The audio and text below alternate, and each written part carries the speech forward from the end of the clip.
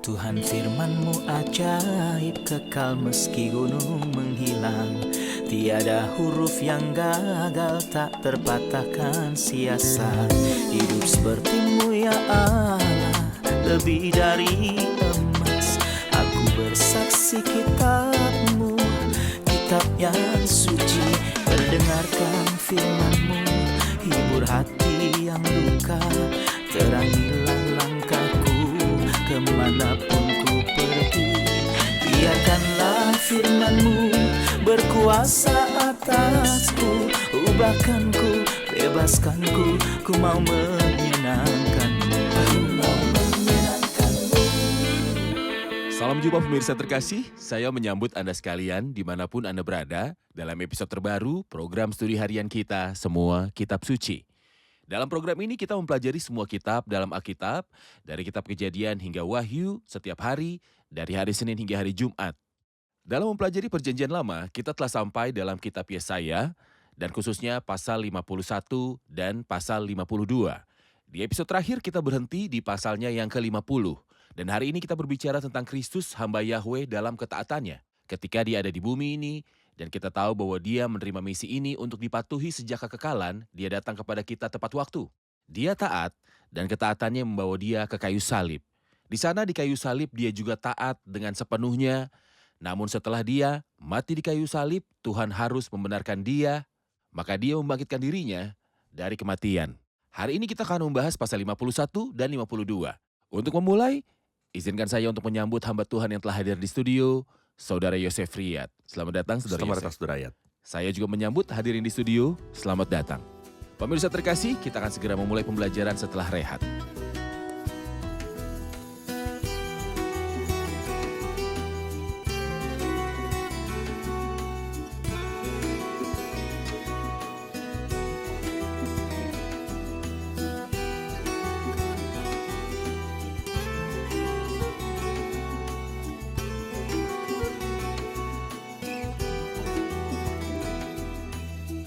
Halo Saudara Yosef, saya perlu judul untuk pasal yang ke-51.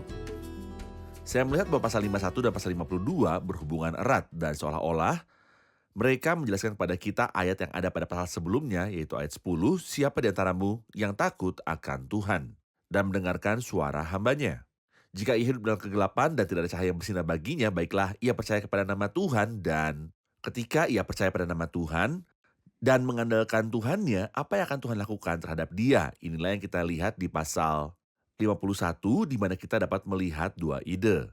Dari ayat 1 sampai ayat yang ke-8, memberi semangat kepada orang-orang yang beriman. Dan dari ayat 9 sampai akhir pasal, menyelamatkan orang yang beriman atau orang yang ditebus. Baik, ayat pertama pasal 51 berbunyi, dengarkanlah aku, hai kamu yang mengejar apa yang benar, hai kamu yang mencari Tuhan. Pandanglah gunung batu yang daripadanya kamu terpahat, dan kepada lubang penggalian batu yang daripadanya kamu tergali. Pandanglah Abraham bapa leluhurmu dan Sarah yang melahirkan kamu. Aku memanggil dia, lalu aku memberkati dan memperbanyak dia. Sebab Tuhan menghibur Sion, menghibur segala reruntuhannya. Ia membuat padang gurunnya seperti Taman Eden dan padang belantaranya seperti Taman Tuhan. Di situ terdapat kegirangan dan sukacita, nyanyian syukur, dan lagu yang nyaring. Di ayat 1 dia berkata, kamu yang mengejar apa yang benar. Apa yang dia maksud dengan mengejar apa yang benar? Mereka mengikuti kebenaran sebagai jalan yang mereka lalui. Sebenarnya ungkapan pengikut kebenaran mengingatkan kita pada nubuatan yang kita baca di Zefania pasal yang kedua. Di dalamnya kita membaca 3 nubuatan yang indah.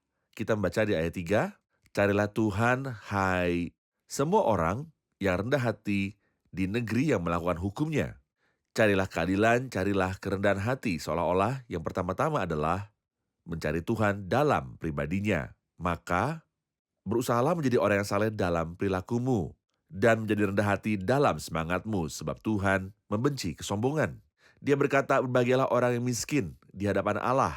Ketika orang tersebut rendah hati, ketika dia dengan sengaja mengikuti kebenaran, dan ketika dia pertama kali mencari Tuhan, inilah orang yang dipuji menurut Zefania pasal 2. Dan gagasan yang sama di sini, dengarkanlah aku, hai kamu yang mengejar apa yang benar, hai kamu yang mencari Tuhan. Anda tidak dapat mencari Tuhan meskipun Anda ingin berjalan bengkok. Tetapi jika Anda ingin mencari Tuhan, Anda harus mengikuti kebenaran. Setelah Allah menyebut mereka sebagai pengikut kebenaran, ia mengingatkan mereka dengan kisah Abraham dan Sarah. Apa hubungannya kisah ini dengan panggilan itu? Abraham dan Sarah adalah asal muasal masa ini. Abraham dan Sarah sendiri tidak lebih baik dari yang lain. Abraham biasa menyembah berhala, seperti yang kita ketahui dari bagian lain, dari kitab suci. Namun dia ingin mengatakan, aku berusaha dengan Abraham dan Sarah karena anugerah. Jadi ingatlah anugerah yang dimulai sejak awal berdirinya bangsa. Dan karena aku setia pada janjiku kepada ayahmu, maka aku mengingatmu. Adapun bagi kita, karena mereka adalah anak-anak Abraham, kita dianggap berasal dari Kristus. Ketika kita baca di Yesaya 53, dia akan melihat keturunan. Kita adalah keturunannya. Kita bukanlah anak-anak Abraham, melainkan anak-anak Kristus. Hal tersebut terlihat pada Abraham namun tidak terlihat pada Kristus. Hak istimewa kita dalam terang perjanjian baru di dalam gereja semakin tinggi dan besar. Namun prinsip kasih karunia yang digunakan Tuhan dalam menangani Abraham dan Sarah tetaplah berlaku. Efektif dengan mereka karena Tuhan tidak mengubah dirinya. Benar. Pembicaraan Tuhan berlanjut di bagian berikutnya. Kita membaca di ayat 5, keselamatan yang daripadaku akan dekat, kelepasan yang kuberikan akan tiba. Namun ada juga penyebutan lain tentang kebenaran dan keselamatan dalam ayat 6 dan 8. Saya ingin mengetahui hubungan antara kebenaran dan keselamatan ini. Dalam ketiga kali seperti yang telah Anda sebutkan, dalam ayat 5, ayat 6, dan juga ayat yang ke-8, dia selalu menghubungkan kebenaran dengan keselamatan. Keselamatan dalam Alkitab tidak seperti yang dipikirkan orang. Orang mungkin berkata, Tuhan dapat melakukan apa saja yang dia mau. Jadi, dia ingin menyelamatkan orang yang paling jahat. Dia akan menyelamatkannya tanpa perlu salib. Apa perlunya salib? Ini karena orang-orang tidak tahu bahwa Tuhan tidak dapat menunjukkan belas kasihan dan mengabaikan kebenarannya. Tapi dia bekerja berdasarkan kebenarannya. Tidak ada keselamatan dengan mengabaikan kebenaran Tuhan. Kebenaran keadilan Tuhan tidak dapat dikurangi 1 derajat pun. Ini tidak mungkin manusia menginginkannya, manusia berpikir salah. Keselamatan tidak dapat datang kecuali berdasarkan kebenaran. Saya percaya ini yang kita baca dalam Roma pasal 3 ayat 26. Di mana kita baca untuk perjuangan keadilannya pada masa ini supaya nyata bahwa ia benar dan juga membenarkan orang yang percaya kepada Yesus. Jadi apakah Tuhan itu membenarkan? Ya, namun sebelum dia membenarkan seseorang, dia harus adil. Karena membenarkan orang fasik dan mempersalahkan orang benar, kedua-duanya adalah kekejian bagi Tuhan. Jadi jika merupakan kekejian bagi Tuhan bahwa seorang membenarkan orang jahat atau mengutuk orang benar, bisakah Tuhan membenarkan orang bersalah tanpa dasar? Itu tidaklah mungkin. Itu sebabnya harus ada salib agar Kristus membayar hukuman atas dosa yang kita lakukan. Ketika Tuhan membenarkan kita, maka Tuhan adalah benar. Jadi keselamatan datang berdasarkan kebenaran, bukan dengan mengorbankannya. Benar, Tuhan menyelamatkan berdasarkan kebenaran, bukan dengan mengabaikannya. benar. Baik. Dalam doa atau permohonan atau panggilan yang ditujukan kepada Tuhan di ayat 9, terjagalah, kenakanlah kekuatan, hai tangan Tuhan. Terjagalah seperti pada zaman purbakala, pada zaman keturunan yang dahulu kala. Bukankah engkau yang menemukan Rahab, yang menikam naga sampai mati? Bukankah engkau yang mengeringkan laut, air samudera raya yang hebat, yang membuat laut yang dalam menjadi jalan supaya orang-orang yang diselamatkan dapat menyeberang? Mengapa panggilan atau doa di sini ditujukan kepada tangan Tuhan? Tangan Tuhan muncul dalam perjanjian lama dan menyelamatkan mereka dari tanah Mesir. Hal itu tampak bagi kita dengan cara yang lebih besar lagi. Seperti yang akan kita lihat di pasal 53 di puisi mendatang, ketika kita membaca kepada siapakah tangan kekuasaan Tuhan dinyatakan. Sebenarnya kita akan melihat tangan Tuhan seperti yang muncul dalam perjanjian lama akan disebutkan sekali lagi di masa depan. Menyelamatkan umat dari Mesir adalah sebuah impian yang tidak mungkin. Maksud saya, siapa yang bisa menyelamatkan beberapa budak yang merupakan milik Firaun dan bekerja tanpa dibayar dan membawa mereka keluar serta menjadikan mereka sebuah bangsa? Bisakah Musa melakukan ini? Sebenarnya Musa tidak bisa. Apa yang bisa dilakukan seorang manusia seperti Musa, tetapi yang bisa melakukannya dan memang melakukannya adalah tangan Tuhan. Tuhan yang melakukannya. Apa yang dilakukan? Bukankah engkau yang menemukan Rahab? Rahab adalah salah satu nama Mesir. Dikatakan juga dalam Mazmur 87. Bukankah engkau yang menemukan Rahab yang menikam naga sampai mati? Ular adalah gambaran setan, atau di sini gambaran Firaun. Firaun juga merupakan gambaran setan. Bukankah engkau yang mengeringkan laut, maksudnya laut merah atau laut Laut Merah. alang-alang, yang membuat laut yang dalam jadi jalan supaya orang diselamatkan dapat menyeberang? Di sini dia mengingat apa yang terjadi di masa lalu. Dan kita perlu memahami bahwa umat Allah ketika mereka berada dalam kesulitan apapun, mereka akan selalu mengingat kembali penyelamatan besar ini. Gideon misalnya, di manakah segala perbuatan-perbuatannya yang ajaib yang diceritakan oleh nenek moyang kami kepada kami ketika mereka berkata, bukankah Tuhan telah menuntun kita keluar dari Mesir? Jadi di sini dalam Yesaya dia mengingat apa yang terjadi di masa lalu untuk mengatakan bahwa apa yang terjadi di masa lalu akan terjadi dengan cara yang lebih besar. Setelah kesaraan besar, ketika orang-orang yang ditebus akan kembali ke tanah mereka sekali lagi. Baik, kita akan menyaksikan laporan kemudian kembali untuk menjawab pertanyaan dari hadirin. Pasal 51 dan bagian pertama dari bab berikutnya memberi kita 3 seruan untuk terjaga. Yang pertama, ditujukan kepada tangan Tuhan. Terjagalah, terjagalah. Yang kedua, ditujukan kepada Yerusalem dalam kesakitan dan kesedihannya saat ini. Terjagalah, terjagalah. Dan yang ketiga ditujukan kepada Sion dan Yerusalem pada hari yang akan datang ketika Tuhan akan menuntunnya menuju berkat. Terjagalah, terjagalah. Ayat 19 mengatakan kedua hal ini telah menimpa engkau, siapa yang akan turut berduka cita dengan engkau? Apakah saja dua hal tersebut? Ayat 19, Saudara Yosef, kedua hal ini telah menimpa engkau, siapakah yang akan turut berduka cita dengan engkau? Kebinasaan dan keruntuhan, kelaparan dan pedang, siapakah yang akan menghibur engkau? Apa saja kedua hal tersebut? Ya, jelas di sini bahwa dia berbicara tentang sebuah tragedi akan dihadapi Yerusalem setelah pengangkatan gereja dalam masa kesusahan besar. Ia akan minum cawan murka Tuhan kita. Di sini, kita membaca bukan hanya tentang satu bencana saja, namun kedua hal ini telah menimpa engkau. Apabila suatu masalah menimpa seseorang, maka itu merupakan suatu beban yang besar. Ketika dua masalah menimpa seseorang secara bersamaan, ini menjadi tidak tertahankan. Apa dua hal ini?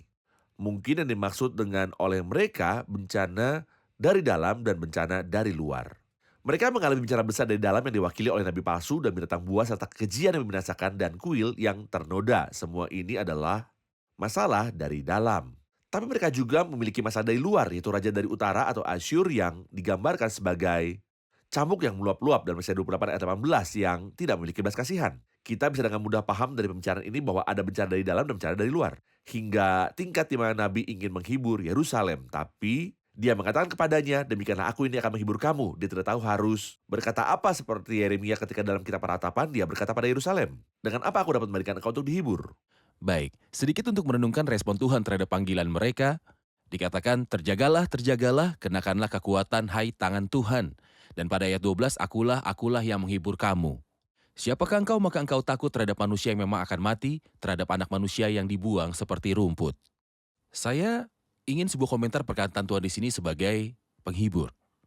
Pembicaraan di sini diarahkan dari Tuhan kepada Israel di masa depan yang mengatakan, mengapa kamu takut terhadap nabi palsu? Akulah Tuhan yang akan menghabisinya dengan nafas mulutku dan membinasakan dia dengan terangnya kedatanganku. Memang benar, dia keras dan akan buatmu menderita kesusahan, tapi jangan takut, aku ada di pihakmu. Akulah yang menghibur kamu. Siapakah engkau maka engkau takut terhadap manusia yang memang akan mati, yang adalah nabi palsu itu? Terhadap manusia yang memang akan mati, terhadap anak manusia yang dibuang seperti rumput sehingga engkau melupakan Tuhan yang menjadikan engkau. Tentu kita dapat menerapkan hal ini pada diri kita mengenai apapun yang membuat kita takut, terutama pada manusia. Mengapa aku takut pada hari-hari celaka? Pada waktu aku dikepung oleh kejahatan pengejar-pengejarku. Tuhan berkata, akulah yang menghibur kamu. Siapakah engkau maka engkau takut terhadap manusia yang memang akan mati, terhadap anak manusia yang dibuang seperti rumput. Saudara Yosef, mari kita lanjutkan ke pasal 52 yang telah Anda katakan bahwa ini merupakan kelanjutan dari gagasan yang muncul di pasal 51 dan dimulai dengan ayat 1 yang berbunyi, terjagalah, terjagalah, kenakanlah kekuatanmu seperti pakaian, hai Sion. Kenakanlah pakaian kehormatanmu, hai Yerusalem, kota yang kudus. Panggilan dalam pasal terakhir dalam ayat 9 adalah terjagalah, terjagalah, kenakanlah kekuatan, hai tangan Tuhan. Di sini, terjagalah, terjagalah, kenakanlah kekuatanmu seperti pakaian, hai Sion. Apakah Anda melihat hubungan di antara kedua panggilan ini? Saya melihat 4 panggilan berulang. Panggilan pertama yang Anda tunjuk ada di ayat 9 pasal terakhir. Terjagalah, terjagalah. Kenakanlah kekuatan hai tangan Tuhan. Seolah permulaannya dari Tuhan. Tidak ada permulaan kecuali dari Tuhan. Dia adalah penyebab pertama dari segalanya. Itu sebabnya dalam Zakaria pasal 12 misalnya kita membaca, Aku akan mencurahkan roh pengasihan dan roh permohonan atas keluarga Daud dan atas penduduk Yerusalem. Siapa gagasnya, pemarkasannya selalu adalah Tuhan. Terjagalah, terjagalah. Kenakanlah kekuatan, hai tangan Tuhan. Kenakanlah kekuatan, hai tangan, Hai tangan Tuhan. Kemudian di ayat 17, terjagalah, terjagalah. Bangunlah hai Yerusalem, hai engkau yang telah minum dari tangan Tuhan, isi piala kehangatan murkanya. Jadi setelah dia berkata kepada tangan Tuhan untuk bangun, dia berbicara kepada Yerusalem dan berkata kepadanya, terjagalah, terjagalah. Bangunlah hai Yerusalem. Tetapi Yerusalem tidak hanya dipanggil untuk bangkit dari kesengsaraan. Secara negatif tetapi juga positif dalam ayat-ayat di pasal kami. Terjagalah, terjagalah, kenakanlah kekuatanmu seperti pakaian, hai Sion. Jadi trilogi yang indah di sini, Tuhan yang memulai, Tuhan adalah inisiatornya. Tangan Tuhan terjaga dan hasilnya adalah terjagalah, terjagalah Yerusalem. Kamu yang telah terhina selama bertahun-tahun, hal terakhir adalah apa? Yang ada di ayat 11 pasal ini, menjauhlah, menjauhlah. Jadi setelah Tuhan berbicara tentang kemuliaan Sion di masa depan, dia berkata menjauhlah, artinya tidak pantas untuk dikotori lagi. Kita juga sebagai umat Kristiani ketika memikirkan kota surgawi dan kesuciannya. Mengapa Abraham dipisahkan dari kejahatan dunia? Sebab ia menanti-nantikan kota yang mempunyai dasar yang direncanakan dan dibangun oleh Allah. Kita juga ketika mengingat kemuliaan yang akan kita capai, saya rasa akan sangat mudah untuk menginjak madu dunia yang sebenarnya adalah polong babi. Jadi lengan Tuhan memulai Ya, dan kemudian lengan Tuhan akan menghidupkan kembali bangsa ini dan penindasannya dan kemudian mengenakannya dengan kemuliaan. benar. Kemudian ada panggilan untuk meninggalkan kejahatan dan kekotoran dalam pembicaraannya. Ya, benar. Tentang Yerusalem yang kudus telah dikenakan dengan kemuliaan, dia berkata dalam ayat-ayat pertama dalam pasal yang ke-52, sebab tidak seorang pun yang tak bersunat atau yang najis akan masuk lagi ke dalammu. Kebaskanlah debu daripadamu, bangunlah hai Yerusalem yang tertawan, tanggalkanlah ikatan-ikatan dari lehermu, hai putri Sion yang tertawan. Sebab beginilah firman Tuhan, kamu dijual tanpa pembayaran, maka kamu akan ditebus tanpa pembayaran juga. Sebab beginilah firman Tuhan Allah, dahulu umatku berangkat ke Mesir untuk tinggal di situ sebagai orang asing, lalu Asyur memeras dia tanpa alasan. Tetapi sekarang apakah lagi urusanku di sini? Demikianlah firman Tuhan, umatku sudah dirampas begitu saja. Mereka yang berkuasa atas dia memegahkan diri, demikianlah firman Tuhan, dan namaku terus dihujat sepanjang hari. Sebab itu umatku akan mengenal namaku, dan pada waktu itu mereka akan mengerti bahwa akulah dia yang berbicara, ya, aku. Dan setelah dia berbicara tentang kemuliaan Sion, kemudian Yerusalem, dia menceritakan sejarahnya di masa lalu. Sejarah di masa lalu yang dekat dan masa lalu yang jauh. Apa penjelasan Anda, Saudara Yosef? Ketika dia menyebutkan sejarah masa lalu mereka, orang-orangku awalnya turun ke Mesir untuk tinggal di sana. Kemudian Asyur menindas mereka. Beberapa menganggap bahwa Asyur di sini adalah raja yang menindas bangsa pada zaman Musa seperti yang dikatakan Alkitab bahwa dia adalah orang asing, artinya bukan Mesir dan tidak mengenal Yusuf. Itu sebabnya dia menindas bangsa tersebut, tapi saya ingin menunjukkan pengulangan kata 3 kali dalam ayat tersebut ketika dia berkata, dahulu umatku berangkat ke Mesir untuk tinggal di situ sebagai orang asing. Kemudian, tetapi sekarang apalagi urusanku di sini? Umatku sudah dirampas begitu Rakyatku. saja. Dan kemudian dalam ketiga kalinya, ayat 6, sebab itu umatku akan mengenal namaku. Saya pikir di sini kita melihat apresiasi Tuhan menghargai umatnya. Hal ini mengenai saya pada apa yang kita baca dalam Injil Yohanes. Domba-dombaku mendengar suaraku dan aku mengenal mereka. Domba-dombaku mendengar suaraku dan aku mengenal mereka dan mereka mengikut aku. Kepada muridnya, dia berkata, aku tidak menyebut kamu lagi hamba, tapi akan menyebut kamu sahabat. Jadi Tuhan menghargai umatnya. Dalam Injil Yohanes, dia menghargai orang-orang percaya. Di sini Tuhan menghargai bangsa kuno ini. Yang diperlakukan secara tidak adil oleh orang lain, tetapi Tuhan menghargai mereka dan mencintai mereka. Dan dia akan membawa berkat terakhir bagi mereka. Hal lain yang sangat penting pada ayat 6, sebab itu umatku akan mengenal namaku. Anda ingat ketika Kristus datang dalam kedatangannya yang pertama, bangsa tidak mengenalnya. Mereka tersandung. Mengapa mereka tersandung? Karena mereka menghinanya dan menolaknya serta menyalibkannya. Tapi Tuhan berkata, mulai sekarang kamu tidak melihat aku lagi, hingga kamu berkata, dan berkati dia yang datang dalam nama Ya. Tuhan, sehingga mereka menyambut kedatangannya yang kedua kali. Dan kita membacanya di Mazmur 110 ayat yang ketiga, pada hari entaramu bangsamu merelakan diri untuk maju dengan berhiaskan kekudusan. Pada hari kelemahannya lalu mereka kecewa dan menolak dia. Dan pada hari kekuasaan kemuliaannya mereka akan menyambut dia dengan meriah. Dan kemudian kata yang indah muncul di ayat 7, betapa indahnya kelihatan dari puncak bukit-bukit kedatangan pembawa berita yang mengabarkan berita damai. Dan memberitakan kabar baik, yang mengabarkan berita selamat, dan berkata kepada Sion, Allahmu itu Raja. Apa yang dimaksud dengan kata-kata indah ini? Kata-kata yang diucapkan oleh orang yang memberitakan kedamaian dan hal baik. Dalam ketiga pernyataan ini dia berkata yang memberitakan kedamaian, yang membawa kabar baik, yang memberitakan keselamatan, kedamaian, kabar baik, dan keselamatan. Di mana manusia dapat menemukan semua hal ini, itu hanya tersedia satu tempat, yaitu dalam Kristus. Dia yang menyimpang dari Kristus adalah orang yang miskin. Itu sebabnya Rasul Paulus mengutip ayat ini, betapa indahnya kaki orang-orang yang memberitakan Injil damai, yang membawa kabar baik tentang hal-hal yang baik. Ketika dia berbicara tentang kerinduan Allah untuk mengutus para pemberita Injil ke seluruh dunia. Karena bagaimana mereka dapat percaya kepada dia jika mereka tidak mendengar tentang dia. Kemudian Paulus berkata, jadi iman timbul dari pendengaran dan pendengaran oleh firman Kristus dalam Roma pasal 10. Seperti yang tertulis, betapa indahnya kaki orang-orang yang memberitakan Injil damai yang membawa kabar baik tentang hal-hal yang baik. Jadi program kami tidak hanya menambahkan informasi baru kepada pemirsa, tetapi kami memberitakan kabar baik kepada setiap orang yang putus asa dan menderita. Ada hal-hal baik, kedamaian dan keselamatan. Apakah Anda ingin memilikinya? Kristus memiliki semuanya. Dia berkata kepada Anda, datanglah, aku bersedia. Ya, kita akan mendengar pertanyaan hadirin. Kami ingin klarifikasi untuk ayat yang ketiga. Sebab beginilah firman Tuhan, kamu dijual tanpa pembayaran, maka kamu akan ditebus tanpa pembayaran juga. Mohon jelaskan ayat 3.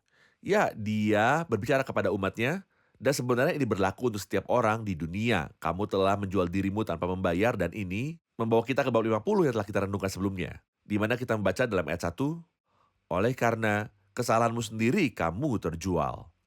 Jadi ada orang-orang seperti Ahab yang menjual dirinya untuk melakukan kejahatan. Apa yang dia peroleh ketika dia menjual dirinya kepada kejahatan? Dia tidak mendapatkan apa-apa, kamu telah menjual dirimu tanpa bayaran. Jadi ketika aku menjual diriku pada dosa, apa yang aku peroleh? Biarkah saya katakan, pedagang paling jahat yang menjual tuannya, Yudas Iskariot, apa yang dia peroleh? Ketika dia menjual tuannya 30 keping perak, tidak. Sebenarnya bahkan dia tidak memperoleh itu, karena dia melemparkan uang itu dan menggantung dirinya sendiri. Kamu telah menjual dirimu tanpa membayar, tetapi ketika hal penebus datang, Anda tidak dapat ditebus dengan perak, tetapi ini tidak berarti bahwa penebusan itu gratis. Ketika Anda membaca dalam 1 Petrus pasal 1 ayat 18, sebab kamu tahu bahwa kamu telah ditebus. Yang fana bukan pula dengan perak atau emas, melainkan dengan darah yang mahal, yaitu darah Kristus, yang sama seperti darah anak domba yang tak bernoda dan tak bercacat. Jadi orang berdosa yang menjual dirinya sendiri, dia menjual dirinya secara cuma-cuma. Namun ketika Kristus datang untuk menebusnya, dia tidak menebusnya dengan perak, namun dia menebusnya dengan darah yang berharga. Benar, meskipun harganya mahal, namun diberikan kepada manusia secara cuma-cuma. Cuma-cuma. Benar. Saya ingin komentar terakhir Saudara Yosef pada ayat 11, menjauhlah, menjauhlah, keluarlah dari sana, janganlah engkau kena kepada yang najis. Keluarlah dari tengah-tengahnya, sucikanlah dirimu, hai orang-orang yang mengangkat perkakas rumah Tuhan. Seruan untuk berpisah dan menjauhi kejahatan. Apa yang Anda lihat dalam panggilan ini secara historis dan profetik? Secara historis, dia memberitahu mereka bahwa mereka akan meninggalkan Babel. Jadi mereka tidak boleh menyentuh sesuatu yang najis, karena mereka akan kembali ke tanah Immanuel. Dan secara profetik di masa depan, ini akan diterapkan pada Babel. Dalam kitab Wahyu, pergilah daripadanya. Supaya kamu jangan mengambil bagian dalam dosa-dosanya, dan supaya kamu jangan turut ditimpa malapetakannya. Jadi bagi kita secara moral pada saat ini, semakin kita mendekat kepada Tuhan, semakin kita mengasihi Dia, dan ketahuilah kemuliaan dan kekudusannya. Semakin kita harus memisahkan diri dari segala hal yang najis. Itu sebabnya kita membaca, sebab itu keluarlah kamu dari antara mereka, dan pisahkanlah dirimu dari mereka, firman Tuhan. Dan janganlah menjamah apa yang najis, maka aku akan menerima kamu. Dan aku akan menjadi bapamu, dan kamu akan menjadi anak-anakku laki-laki dan anak-anakku perempuan. Demikianlah firman Tuhan yang Maha Kuasa. Jadi ada makna historis dan profetik. Sekarang, bagi kami berpegang pada Tuhan kita dan menyatakan kemuliaannya kepada orang-orang, tidak boleh menyentuh sesuatu yang najis. Yang berarti, kita tidak boleh terlibat dengan dosa doktrinal atau dosa moral. Nah, ini seperti hukum Nazir dalam kitab Bilangan untuk menjauh dari setiap bentuk kejahatan dan untuk menjadi Tepat. kudus bagi Tuhan. Tepat. Terima kasih, kita akan simpulkan episode ini bersama hadirin.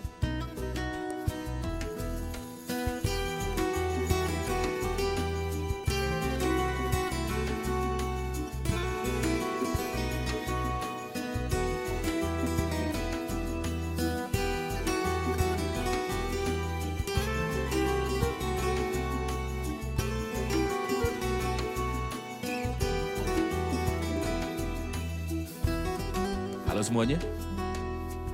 Dalam pasal 51 ayat 5 dan 6 dan 8 ada hubungan antara kebenaran dan keselamatan.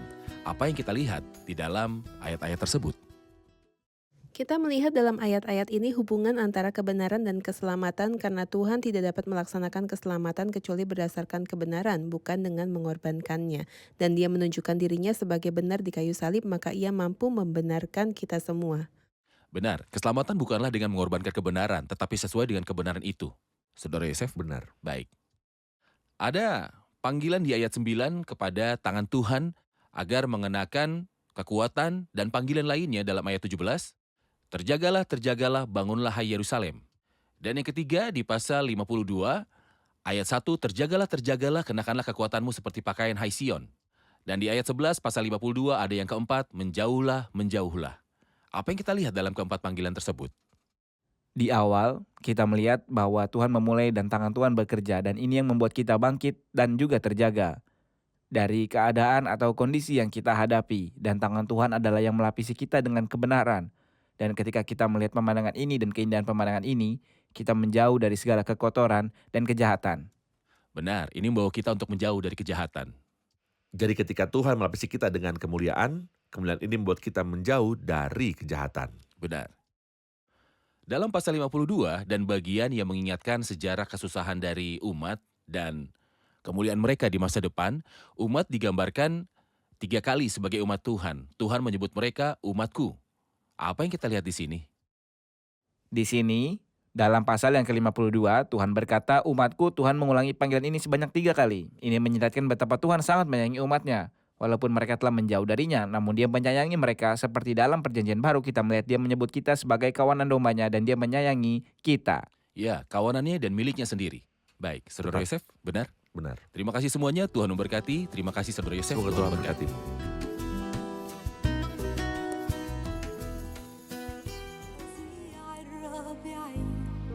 وسط ليل الانتظار عندما يخبو الرجاء والمنى تبدو بخار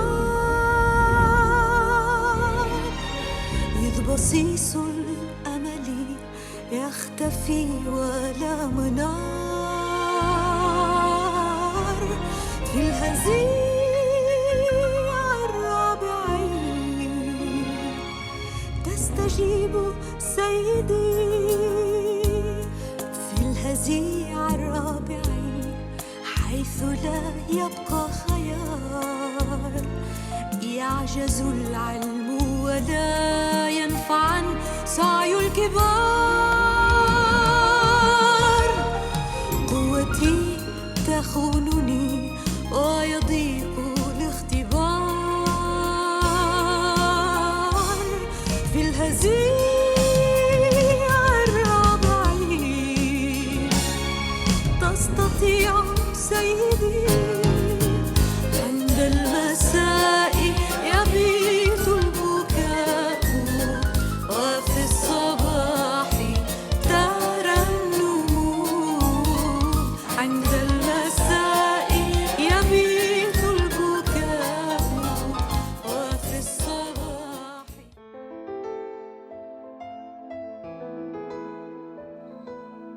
Tuhan firman-Mu ajaib, kekal meski gunung menghilang.